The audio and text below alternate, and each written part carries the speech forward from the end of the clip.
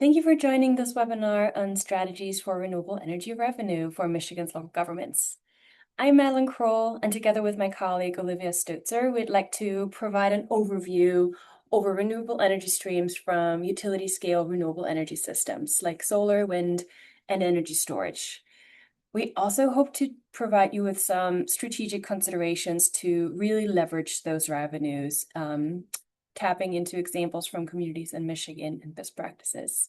This webinar is part of the Renewable Energy Academy, which is a program funded by the Michigan Department of Environment, Great Lakes, and Energy, short EGLE, which has been for the past couple of years funding our work as we're providing planning and zoning resources to local governments across Michigan.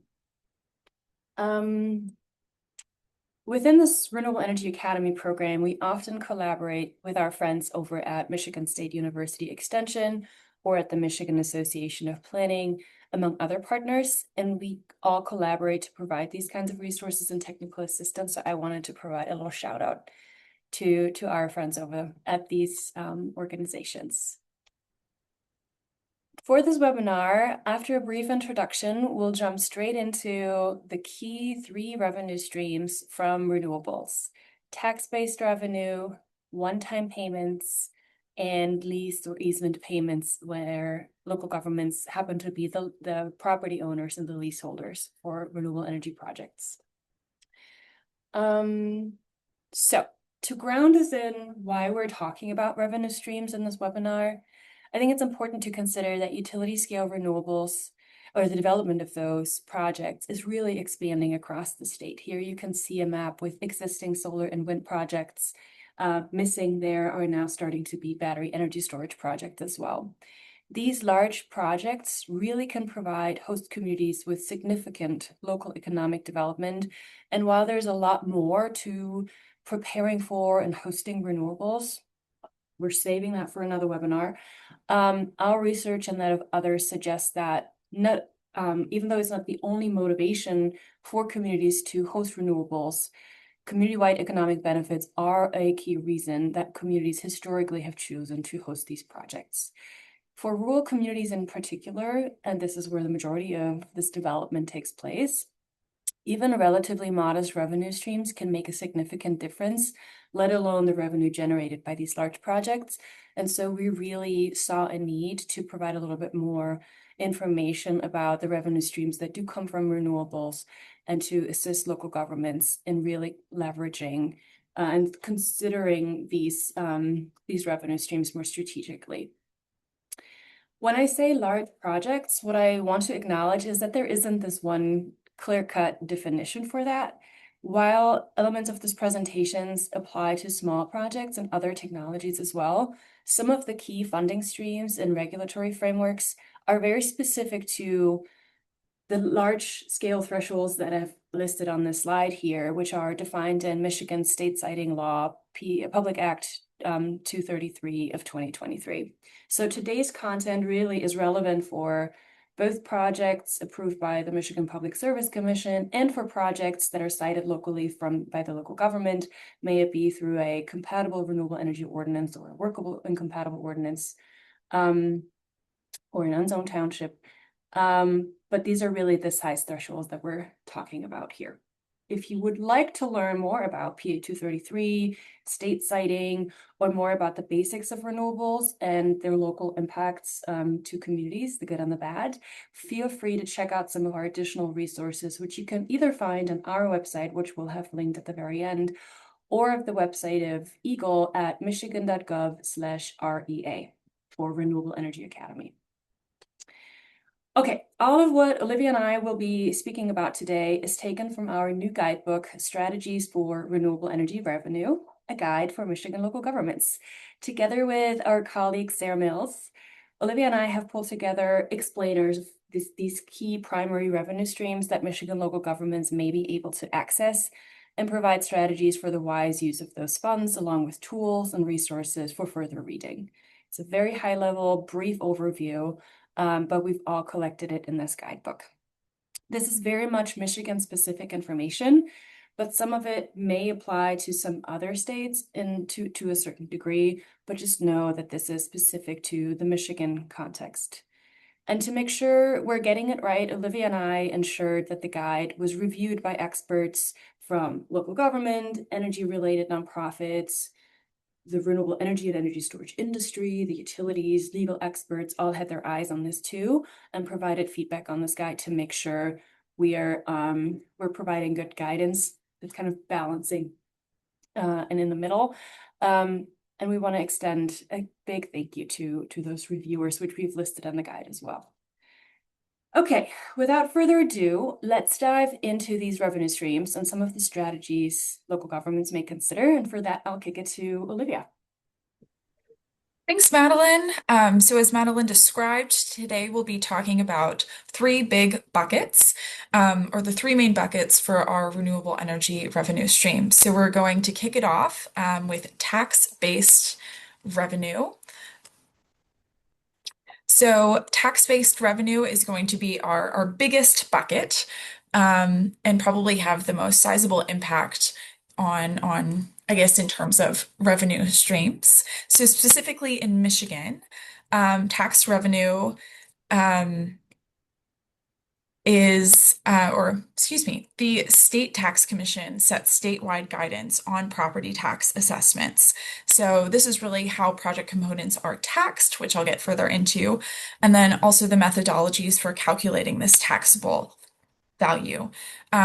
So before thinking ahead, always consult your tax assessor for the latest State Tax Commission guidance because this is always subject to change. But we wanted to specifically note that the tax revenue that a project will bring in is distributed among the taxing units according to their millage rates. So really every project and every local jurisdiction might have different income, again, based on those millage rates. So today we'll be talking about the three types of ad valorem taxes relevant for renewable energy and energy storage projects. So the first big bucket is industrial personal property, or IPP, and this applies to the majority of project components. So for example, this would be wind turbines, solar panels, batteries, attached fixtures, electrical equipment. IPP is taxed at the local IPP rates, and this includes all local millages, but IPP is exempt from the 18 mil school operating millage and the 6 mil state education tax for Michigan. Next, we have utility personal property, or UPP, and this applies to the remaining equipment. So for example, that will be the electrical substations and the transmission lines. Again, this is taxed at the local UPP rate. This includes all local millages, but UPP does include the school operating millage and the state education tax. And lastly, we have real property. So for wind, that means the land under and surrounding, which is classified as agricultural real property. So that means it pays homestead rates and is exempt from the school district operating millage. For solar and battery energy storage systems, real property is the land beneath, which is classified as industrial real property, and that is taxed at non-homestead rates that include the school district operating millage. So in 2023, Public Act 108 established an optional tax alternative to the standard IPP tax for large-scale solar, which we will refer to as the solar PILT. Under a PILT agreement, qualified solar facilities will pay a fixed rate of $7,000 per megawatt annually for 20 years during operations. Projects located on brownfields, state-owned land, or in federally recognized opportunity zones will pay a reduced rate of $2,000 per megawatt. After this 20-year period, properties will return to the ad valorem IPP tax roll. Sometimes a PILT may produce meaningfully more revenue than the ad valorem IPP treatment, and sometimes less. This distinction is really a function of local millage rates. Madeline will talk more about the pros and cons of a PILT in a few moments, but I did want to recognize that a PILT does offer a predictable revenue stream over time. Entering a solar PILT agreement requires consent from both the local government and the developer. Otherwise, the project remains subject to the standard ad valorem taxes. Like ad valorem taxes, a PILT revenue is shared proportionally among the taxing jurisdictions based on each jurisdiction's millage rate. Um, Perfect. And then we very briefly covered all these different, I'd say slightly complex tax overview. But if you are interested in getting a lot more information, we have a very detailed explanation of Michigan tax policy, plus solar and wind tax calculators at the address below. Perfect. With that, thank you, Olivia, for kind of setting the scene and explaining us the general revenue streams as they come in. As we're thinking about municipal tax revenue, there is a suite of considerations that local governments may make. And I want to make clear that not all of the strategies that I will talk about now may be of interest or fitting for every community. It really depends on their goals, their financial realities, their specific project, and very, very importantly, what your municipal attorney advises you to do, because Olivia and I definitely cannot replace you consulting with your municipal attorneys and all of these things. So, strategy one is about lowering millage rates in light of growing tax bases. So, in some communities, there might actually be a little interest in growing local revenue, but instead, by growing the tax base through energy development, municipalities may actually wish to lower tax rates for all taxpayers, the renewable energy project too, but also to that large effect it would benefit the residents of that community. So this approach is very common in some parts of the country, including Texas and Indiana, but in Michigan, the implementation of that kind of strategy has been a little bit challenging because of multipliers for personal property declining over time as equipment depreciates as well. So I have a figure for you on the next slide, which in the first year you can see local governments tax wind and solar and BESS projects at 100%, 98%, and 92% respectively. So you see the different colors for solar, wind, and storage in year one. It's all near 100%. By year 10 then, though, the multipliers are only 30, 38, and 23% respectively. So there's quite a significant drop over the first 10 years. So reductions in millage rates apply to all taxpayers, including the energy producer. Jurisdictions considering the strategy can analyze how taxable value declines over time and how these declines may affect budgets every year and municipal services. So while millage rates could likely be reduced in the first year of a renewable energy project when the revenue is high, declining multipliers in later years may create budget shortfalls requiring millage increases again just to maintain those revenue levels. So communities with solar projects may also consider approving a PILT, locking in those $7,000 per megawatt for 20 years that Olivia has explained, but then reducing millage rates to lower taxes for all taxpayers. However, I'd strongly encourage you that any decision to lower millage rates under a PILT should be based on a careful analysis of long-term budget impacts and ideally coordinated among all taxing jurisdictions.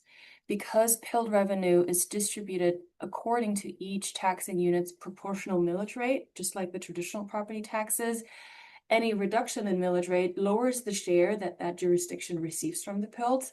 And for this reason, unless all taxing districts work together, the county, the township, the school districts, and special districts, lowering millage rates in a PILT arrangement could lead to a decline in overall PILT revenue for the local government. So That reduced rate would then also affect the utility personal property and real property taxes associated with the solar project as well. So there's a lot that goes into it, and in either scenario, being very diligent about forecasting and long-term impacts of any one decision is really, really important. Strategy 2, by contrast, some communities may be interested in increasing revenue through millage rates and special assessments. Some communities in Michigan have leveraged the large increase in taxable value that renewable energy brings to actually raise additional revenue, particularly for school districts and other special districts. Although new or increased millages apply to all property within a tax district, it may therefore seem very unpopular since everyone pays a little bit more taxes. The substantial taxable value of a new renewable energy project, though, ensures that the energy project bears the bulk of that increased tax burden. This approach has most notably been used in Michigan for school millages. While developers pay school taxes on UPP and IPP, these revenues are sent to the state and may not generate visible local benefits. However, if a school district has a debt or sinking fund, that tax revenue collected for these funds does stay local.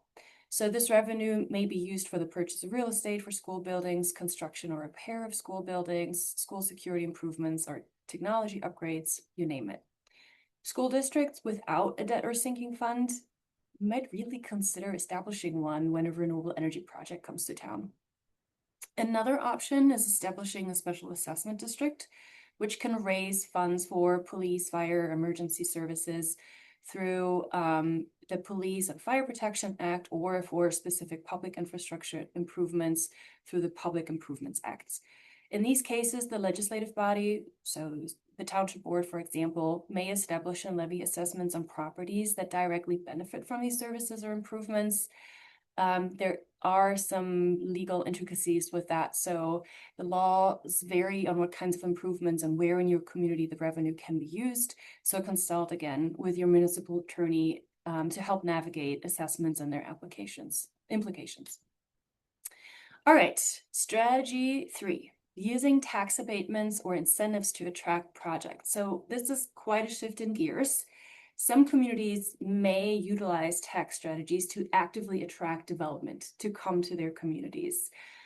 Property tax incentives, where authorized, have been used by local governments in Michigan for a variety of land uses to advance multiple objectives, and including renewable energy.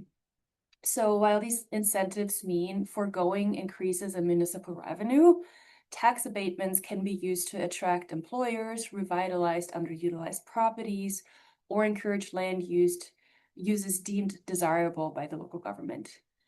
In Michigan, eligible distressed communities may provide up to 100% abatement for new personal property placed in a district. The local government also has the discretion to determine the number of years to grant that abatement. The applications are then submitted and reviewed before the state treasurer.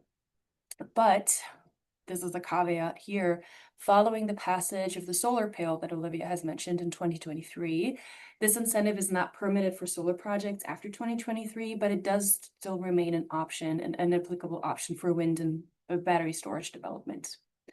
A different incentive mechanism is tax increment financing, or short TIF, that many folks are familiar with from the brownfield space, typically used to offset costs associated with redeveloping brownfield properties. So when a brownfield redevelopment generates new tax revenue, these taxes are returned to the developer to reimburse for eligible costs that they paid to redevelop that property. Though this strategy has not been widely utilized in Michigan for energy as of right now, many of the expenses for renewable projects are actually do qualify for TIF. So TIF could be utilized to incentivize renewables on previously disturbed properties. One example, another note on the brownfield piece of how brownfield sites can be great properties for these kinds of development is in the case of battery energy storage systems, which have such a modest footprint compared to solar and wind projects that they are increasingly considered for brownfield projects. There are battery storage projects planned in the city of Trenton and Wayne County, both by DTE. It's the Trenton Channel Energy Center and the Slocum Battery Energy Storage System on brownfields, which really demonstrate how battery energy storage can repurpose brownfields or retired power plant sites to generate new economic value for local communities. Here on the picture, you see a solar array in East Lansing. The city of East Lansing granted a new personal property tax exemption in 2017 to incentivize that solar carport development on the Michigan State University campus, now one of the largest solar carports in the country. The array spans 5 major commuter parking lots. You might have driven by them before and seen them live, covering more than 5,000 parking spaces. Its purpose in this case here is really advancing sustainability and renewable energy goals rather than maximizing municipal revenue. All right, 2 more strategies for municipal tax revenue. Number 4, and this one's huge, is deciding for or against a PILT. Olivia has explained the PILT mechanism before, but here's a quick recap because I think the repeating important information is always helpful. So the PILT is a payment in lieu of taxes. It requires a mutual agreement. The local government and the developer have to both agree to it. Locking in a fixed rate that then replaces the industrial personal property, the IPP, for 20 years. UPP, utility personal property and real property taxes, are still paid either way. So it really only replaces that IPP, which is this substantial chunk of revenue anyways. Olivia has already alluded to this. Solar PILT was designed to simplify projecting tax revenue and calculating tax bills by providing consistent revenue every year for the local government and a predictable tax bill for the developer as well. Because Michigan's solar PILT has a fixed dollar per megawatt value and requires mutual agreement, a key consideration is often how PILT revenue compares to the expected revenue under ad valorem taxation of the IPP. So the first step in doing that is evaluating a solar PILT is actually determining whether a proposed project site qualifies as a brownfield state-owned land or a federally recognized opportunity zone, because that is key in whether you're able to tap into that $7,000 per megawatt standard rate, or if you only qualify for the $2,000 per megawatt reduced rate. Once the applicable rate is identified, the second step is then to actually do the math and compare PILT revenue of the expected tax revenues compared PILT to the IPP over the life of the project.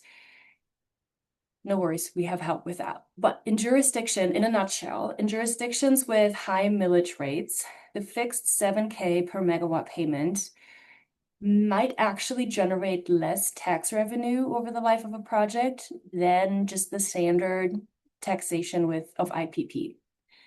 While jurisdictions with low millage rates might receive more from a PILT than they would from traditional taxation. So the break-even point really depends on a couple of things, on assumptions of inflation and discount rates. But Olivia and I crunched the numbers and found out, with modest assumptions, there's lots of caveats here, the break-even millage rate for the $7,000 PILT is approximately a total millage rate of 37.57 mils, which you can kind of see, or which is what this figure shows. So across Michigan,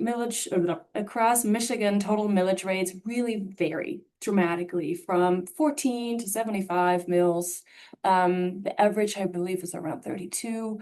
But our team has developed jurisdiction-specific calculators that you can use to estimate the ad valorem and PILT revenues for your community, for your school district. You can punch in the numbers, you can punch in the size of a solar project, and assess very quickly for each year how the PILT versus the regular ad valorem taxation would compare. We have, under the link below, you can read more about these calculators, access those. There's a webinar talking you through those calculators. So those are a great resource. But beyond revenue comparison, the solar PILT does offer additional advantages. Its consistency helps make local budgets more predictable and reduces potential property valuation disputes through tax tribunal and those kinds of things, which can be costly to local governments. Steady revenue for 20 years might also make it easier to support new services such as a trash collection or expanded road dust mitigation if the revenue is consistent rather than it dropping in those first 10 years, like mentioned. But the PILT also does have some drawbacks. For one, the $7,000 or $2,000 per megawatt rate does not adjust to account for inflation. So while the revenue is steady, it loses real purchasing power over time.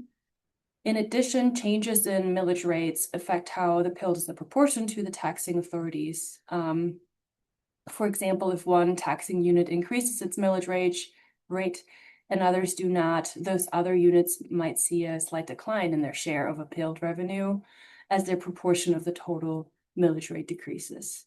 Perhaps most significant, a revenue cliff occurs in year 21. You see a sharp decline of that green line dropping, which is assuming here that there's no adding additional infrastructure to the property or repowering. The PILT revenue drops from that 7K back to what it would be under regular ad valorem IPP. So in this case, it would drop from $7,000 to $1,200 per megawatt, really making it difficult to maintain and sustain services that you might have introduced in those first 20 years during the PILT period. This is a table summarizing the pros and the cons of the PILT. On the pro side, again, consistent revenue source for 20 years, minimized disputes about what actually gets paid. It's easier to support new or expanded services. On the con side is that inflation piece and that it doesn't adjust. The intricacies of millages and proportions is tricky, and that potential reduction to only $2,000 per megawatt for certain cases. Whether or not, this is the big takeaway, whether or not a PILT makes sense for your community and in a specific project really depends on the new cost of the solar project and your local millage rates. And so again, I will point you to that calculator to assess that for yourself. Okay, last strategy for municipal tax revenue, and this is a special one. Consider safeguarding against tax table changes by asking for a property tax guarantee.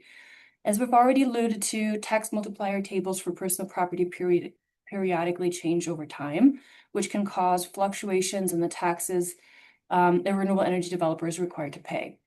While the solar PILT option can lock that in for eligible solar projects, no such option exists for wind or battery storage. So when the tax tables for wind turbines changed in the early 2010s, many assessors based their assessments on the tax table in effect when that project was first permitted, prompting hundreds of appeals by wind developers to the Michigan Tax Tribunal.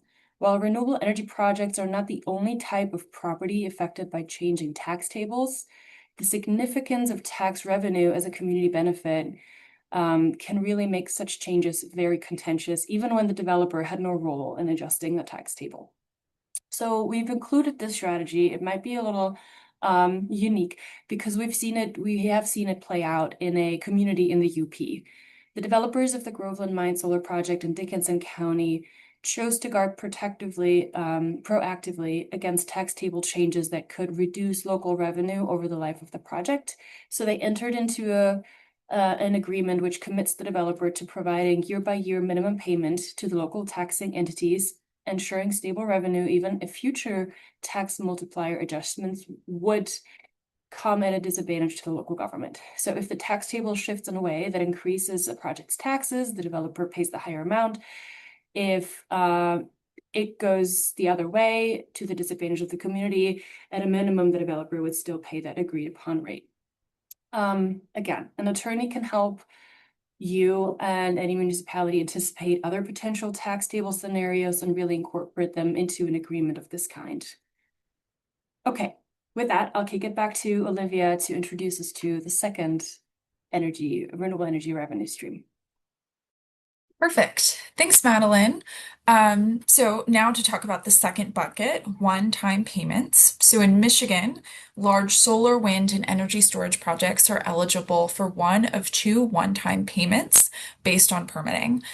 So first, the Renewables Ready Communities Award, or the RRCA, comes from the Michigan Department from EGLE, the Department of Environment, Great Lakes and Energy for specifically locally permitted projects.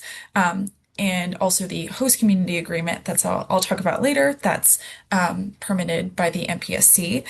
Specifically for both of these awards, the minimum size requirements are, again, mirroring those from PA 233 of 2023. So 50 megawatts for solar, 100 megawatts for wind, and then also 50 megawatts for battery energy storage systems. So going back to the RRCA, as I mentioned, the RRCA is a grant from EGLE that provides up to $5,000 per megawatt to local governments that host or permit large-scale renewable energy projects locally. So for the RRCA, a host community is defined as a city, village, or township. If the host community is the zoning authority, um, then they get the whole award. If the host community is not the zoning authority, then the award is divided evenly between the host community and the zoning authority. Typically, local permitting is demonstrated by granting a special land use permit or a similar motion, but unzoned jurisdictions are also eligible for the award. For both these one-time payments, award funds are highly flexible and may be used for nearly any project or improvement that benefits the community. So that may look like public building upgrades, parks and recreation, planning and zoning, and municipal service improvements. So on the right of this slide, you see a map. So if you go to the RRCA website, they have a really cool map that talks through every single project that has been awarded a grant, and how they are intending to use their award. Lastly, I wanted to mention that in 2023, this grant was initially funded with around $30 million. So that's meant that more than 51 jurisdictions have received awards, and in 2025, an additional $90 million in federal funds was allocated to extend this program. So again, for the most up-to-date information and to see this map and learn more about different projects going on, refer to EGLE's RRCA webpage.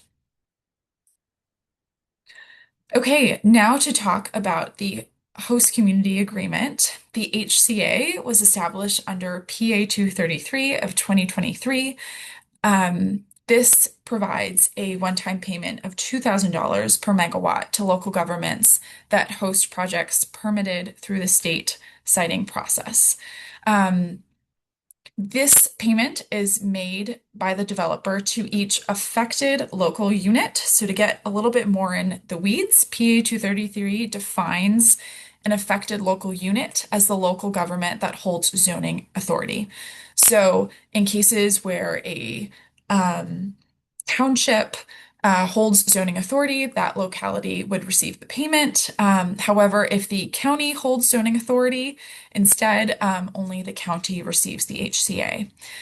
Similar to the RRCA, HCA funds are very flexible. Again, they can be used for a variety of purposes, supporting your police, fire, public safety services, infrastructure improvements, other projects as agreed upon by the local unit and the developer. The HCA is paid when the project becomes operational. We do want to note that a project has not fully gone through the state siting process yet, so we're not fully sure how these award funds will be used, but we're monitoring that and excited to learn more. Lastly, if an affected local unit declines to enter into an HCA, according to P 233, the developer may instead offer a community benefits agreement to a local community-based organization instead. So again, for the most current information, visit the MPSC's Renewable Energy and Storage Facility Siting webpage. All right, I'll take back over to talk about two strategies as they relate to these one-time payments. So, different than municipal tax revenue, these one-time payments are one-time payments.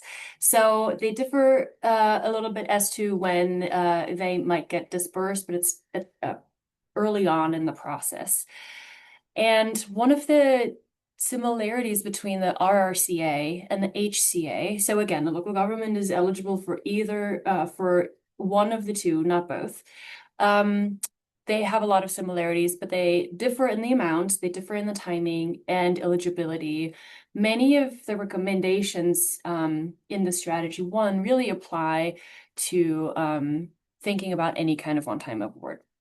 So they one-time payments like the RCA or HCA really provide a significant amount of dollars, but they're non-reoccurring, making them maybe more so appropriate for limited term investments or investments that don't require ongoing funds. So suitable uses may include a master plan update or feasibility studies, equipment purchases, facility renovations, or infrastructure investments, projects that really can be completed with a single targeted investments and don't bind the community to like long-term maintenance costs either. For initiatives with ongoing costs, recurring property tax revenue might be a better funding source because it's coming back and it's more projectable into the future. So for example, one-time awards could fund the acquisition of new parkland and the construction of a recycling drop-off station, but the ongoing maintenance of those projects would really need to be supported through regular tax revenues that keep coming back, or municipal funds or other fees or user fees. Here is a picture of from Sheridan Township in Calhoun County, who was able to get significant funding for improving emergency services and infrastructure in the township due to solar development. A second strategy I want to offer is to really leverage additional grant opportunities. What's really special about the RCA and the HCA, what separates them from a lot of other dollars coming in, is that they are so flexible in how they can be used, really allowing for a wide range of local priorities. Some of you may know some other state grants or federal grants set strict use eligibility criteria or require matching funds or carry extensive reporting obligations. And therefore, the RCA and HCA are really valuable sources of funding for unconventional projects or projects otherwise ineligible under typical state or federal grant programs. So before allocating RCA and HCA funds to something that you have in mind you want to get funded, it can be advantageous to actually pursue other grants out there that align with intended projects, such as community energy management grants from EGLE for efficiency updates or updating your master plan, or MDOT's Transportation Economic Development Fund grants for transportation improvements. So securing these dedicated grants first, then allows you to use RCA and HCA dollars super flexibly reserved for priorities that might not qualify for other funding programs. Accessing, I want to acknowledge that too. Accessing these competitive grants can be super challenging for any local government, especially with for those local governments with limited administrative capacity. So the Office of Rural Prosperity, ORP, housed within the Michigan Department of Labor and Economic Opportunity, LEO, supports communities through the Rural Readiness Program, which connects Michigan communities with those kinds of resources that advance their priorities, including peer networking, funding opportunities, targeted training and technical assistance, and connecting to resource providers. Here's a picture of ORP staff convening community leaders in Grayling.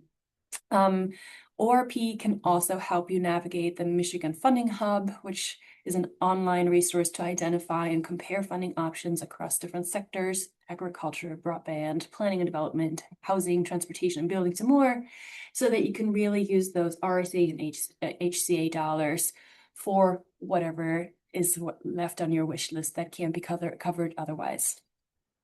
Okay, lastly, we'll talk about lease and easement payments, and for that, I'll hand it back to Olivia. Thanks, Madeline. So she mentioned our last bucket is lease or easement payments. So, as a precursor, while most renewable energy projects are developed on private land, some local governments may own property suitable for large-scale wind, solar, or energy storage development. So, in these cases, as a landowner, this is a great source of revenue.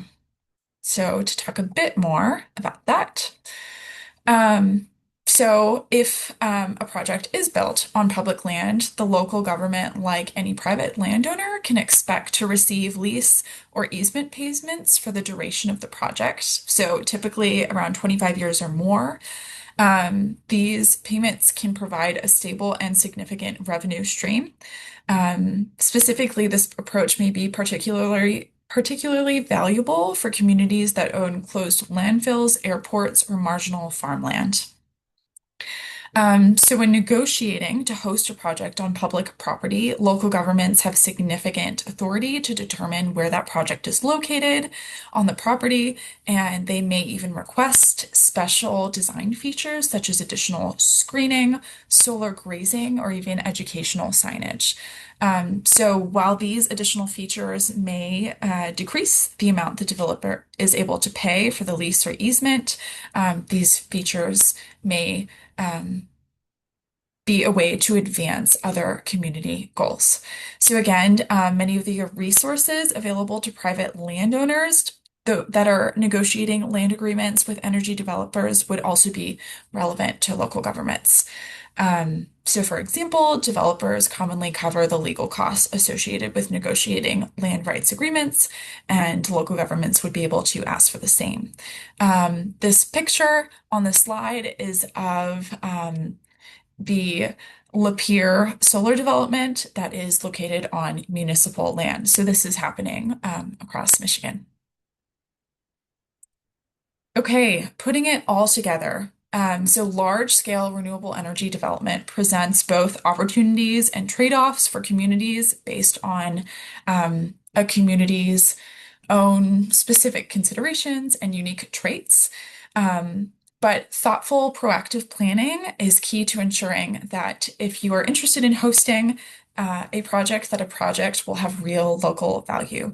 So we hope that this guide is able to help communities use clean energy projects to advance local priorities, meet fiscal needs, and ensure practical benefits to your communities. Lastly, as we've mentioned throughout this presentation, we've put together a range of resources, links, tools to further learn about these revenue sources and our strategies. So you can use this link to access both the guide, and we also have a very long list of, again, all these resources and tools. So access the guide and these resources at this link. To conclude, if you have any questions or comments about this information, please do not hesitate to contact Madeline or me. Additionally, we are happy to refer you to our other resources and trainings, whether that's on planning and zoning for solar or BESS, or if you're interested in learning more about PA 233 or the state siting process, we are happy to help. Thank you so much for listening.